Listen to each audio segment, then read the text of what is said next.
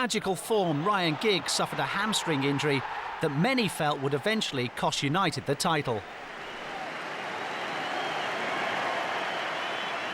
The difference of not having him or having him in the team is enormous. From that moment, we got in trouble. We had a terrible time that season, you know, and it was just... People could never pick our team when we played Arsenal in that decisive game.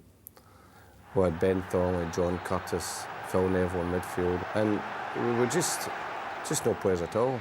And then we get an injury, Ronnie Johnson come off in the Arsenal game. That's what cost us the game, actually.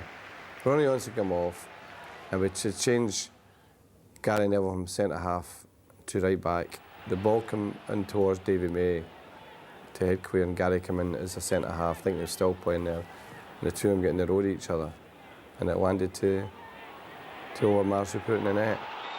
And here comes Overmars. Now Arsenal have scored in the Premiership at Old Trafford.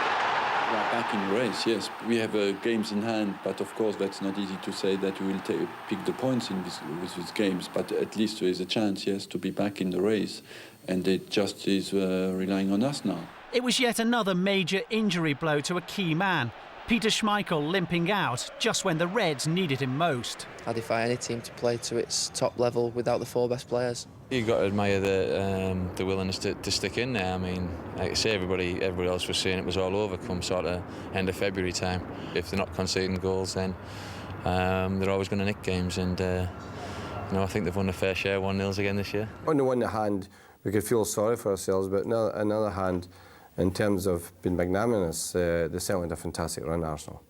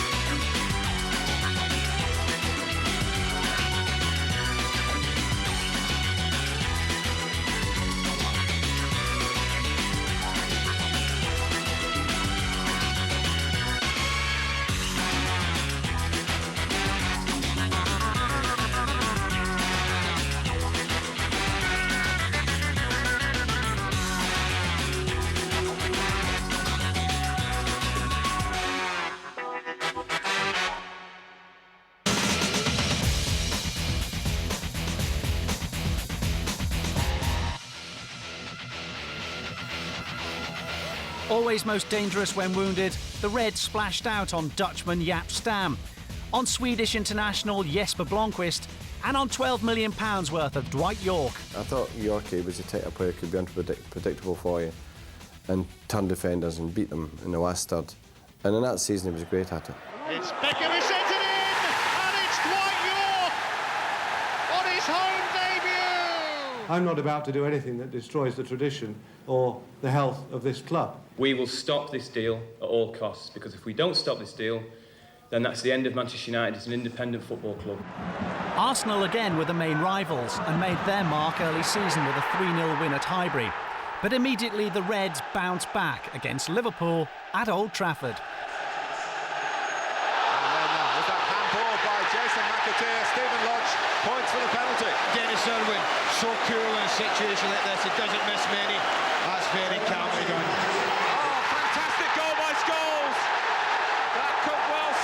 A media frenzy whipped up a hate campaign against David Beckham following the '98 World Cup. To his eternal credit, the young man came through it to emerge as a superstar, admired and feared throughout Europe. It's fantastic! Well left by York, fed by Cole. Back to Andy Cole from Dwight York. Fantastic goal for Manchester United. It's been probably the most exciting group. We've probably been the most exciting team. There's no team in the country entertains like us. We've invited you down today to announce that Peter Schmeichel has indicated that he wishes to retire from English football at the end of the present season. I owe it to the club, players and the fans to do whatever I can do to finish on a high and winning note. Brian Kidd's departure from Manchester United this week was one of football's big surprises. It's something I wanted to do. because I'm not getting any younger and I wanted to give it a go. Peter's announcement and Kiddo's departure seemed to unsettle the side for a spell. It was time to steady things down, and the manager asked his players for a positive response. There was a watershed really too, because we lost the Mirrors at home, and I says, well, this is just no Manchester United, you know. And I had a meeting with the players, and I says, right, enough's enough. And we got back in focus. We started to step up the training performances, and we went this amazing run. You know, it was marvellous. And Dwight York, goal for Manchester United, but to strike it, oh, it hit the post, and now it hits the back of the net from Andy Cole. That's a brilliant pass for Andy Cole. Well, talk about being on the same wavelength. These two are in perfect harmony. It's headed in by Ole Gunnar Solskjaer. They seemed to strike up a great friendship, you know, and the partnership was amazing. I think it was 55 goals they scored between them or something like that.